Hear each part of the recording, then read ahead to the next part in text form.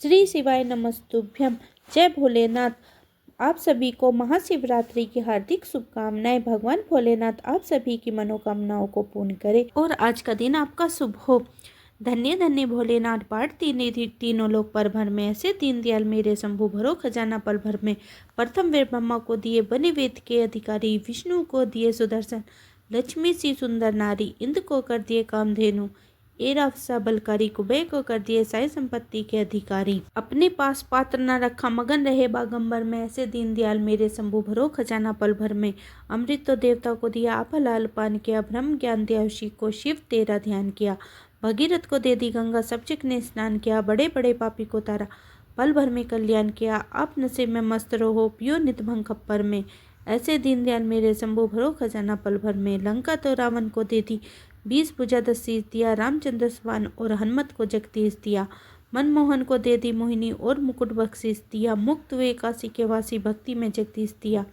वीणा तो नारद को दे दी हरि भजन का राग दिया, ब्राह्मण को कमंडल और सन्यासी को त्याग दिया। जिसपे तुम्हारी कृपा भई उसी को नर राग दिया, जिसने धाया उसी ने पाया महादेव तेरे वर को। माता पार्वती की स्तुति। हृदय गुप्त बंदी बना किशोरी, प्रथम वे तुमका आशा यही है मेरी, पूजा विधि बताना कैसे करूं मैं माता। गंगा का निष्पुष्पो किस पे चढ़ाऊं रोली, दीपक की चांदनी हो कपूर की हो ज्योति, तन मन में तुम बसी हो और कर देवाने तू ही बन जाऊं दासी तेरी। ये वरदना है मेरी चंचल है मनी मेरा, इसको संभाल लेना बेटी हूँ माँ मैं तेरी। अज्ञान बाल गोरी फूलों की माला डालूं ऐसी मती हो मेरी। दोस्तों, अधिकतर जनमानस यही जानते हैं कि महाशिवरात्रि को भगवान शिव और माता पार्वती का विवाह के उपलक्ष्य में मनाया जाता है, लेकिन कुछ विद्वानों का मानना है कि शिवरात्रि के दिन ही भगवान शिव ने कालकूट नाम का विष पिया था, जो सागर मंथन से के समय समुद्र से निकला था। परंतु शिव महापुराण में शिवरात्रि से जुड़ी एक कथा है। आइए हम उस पौराणिक कथा का श्रवण करते हैं। पौराणिक कथा के अनुसार एक बार पार्वती जी ने भगवान शिव शंकर से पूछा, ऐसा कौन सा श्रेष्ठ तथा सरल व्रत पूजन है जिससे मृत्यु लोक के प्राणी आपकी कृपा सहज ही प्राप्त कर लेते हैं।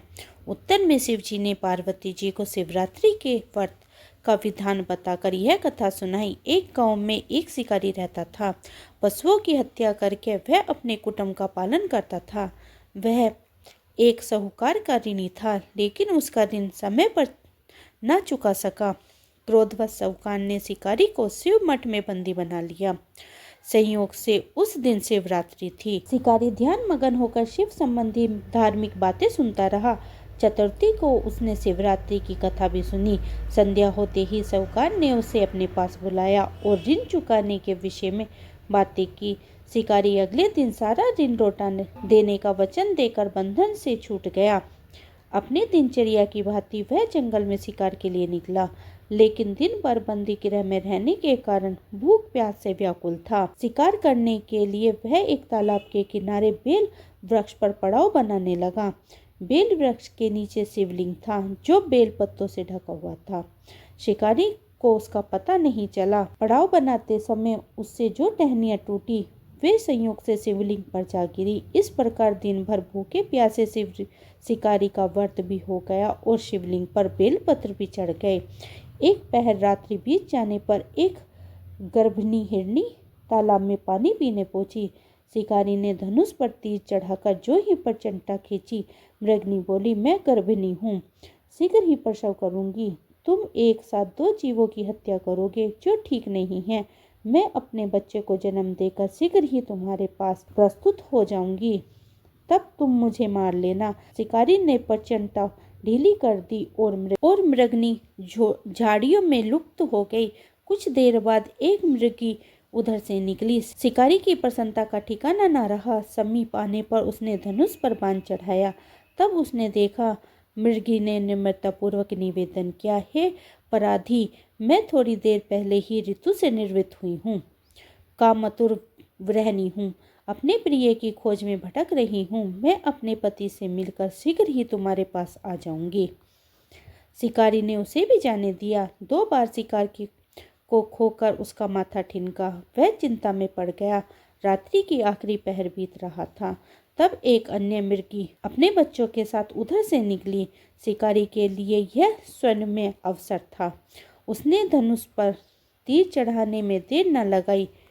वह तीर छोड़ने ही वाला था कि मृगी बोली, हे पराधी, मैं अपने बच्चों को पिता के हवाले करके लौट आऊंगी। इस समय तुम मुझे मत मारो। शिकारी हंसा और बोला, सामने आया शिकार को कैसे छोड़ दूं? मैं ऐसा मूर्ख नहीं। इससे पहले 2 बार अपना शिकार खो चुका हूँ।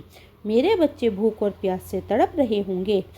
उत्तर में मृगी ने फिर कहा, जैसे तुम्हें अपने बच्चों की ममता सता रही है, ठीक वैसे ही मुझे भी इसलिए सिर्फ बच्चों के नाम पर मैं थोड़ी देर के लिए जीवन दान मांग रही हूँ। हे पराधी, मेरा विश्वास कर, मैं इन्हें इनके पिता के पास छोड़कर तुम्हें तुरंत लौटने की प्रतिज्ञा करती हूँ। मिर्गी के दीन स्वर सुनकर शिकारी को उस पर दया आ गई। उसने उस मिर्गी को भी जाने दिया। शिकार के अभाव में बेलपत्र पर बैठे शिकारी बेलपत्र तोड़ तोड़ कर नीचे फेंकता जा रहा था। थोड़ी ही देर में वह देखता है कि एक हष्टपुष्ट मृग उसी रास्ते पर आया। शिकारी ने सोच लिया कि इसका शिकार वह अवश्य ही करेगा।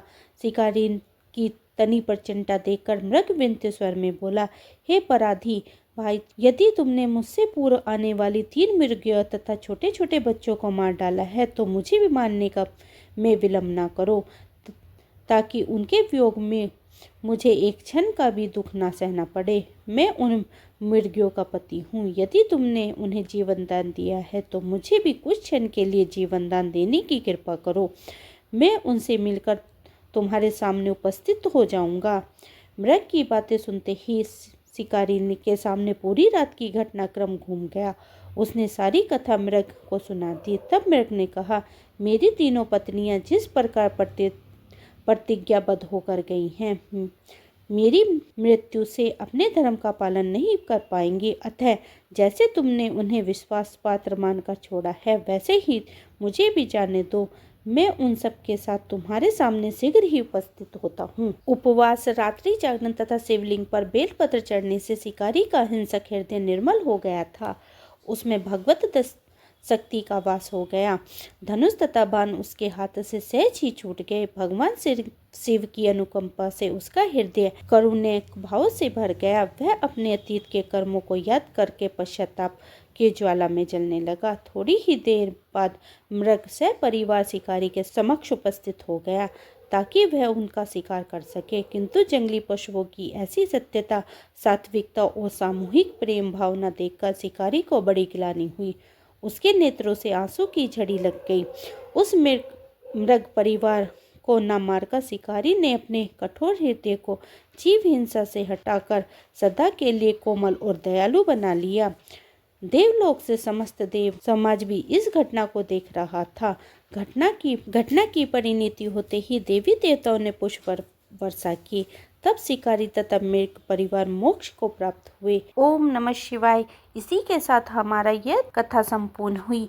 बोलिए भोलेनाथ भगवान की जय, माता पार्वती की जय, हर हर महादेव। ये थी शिवरात्रि की कथा। उम्मीद करती हूँ आपको ये कथा पसंद आई होगी। पसंद आई है तो वीडियो को लाइक करें, परिवार और मित्रों में शेयर करें। मिलती हुई एक और नई कथा कहानी के साथ, तब तक के लिए हरे कृष्णा, राधे राधे।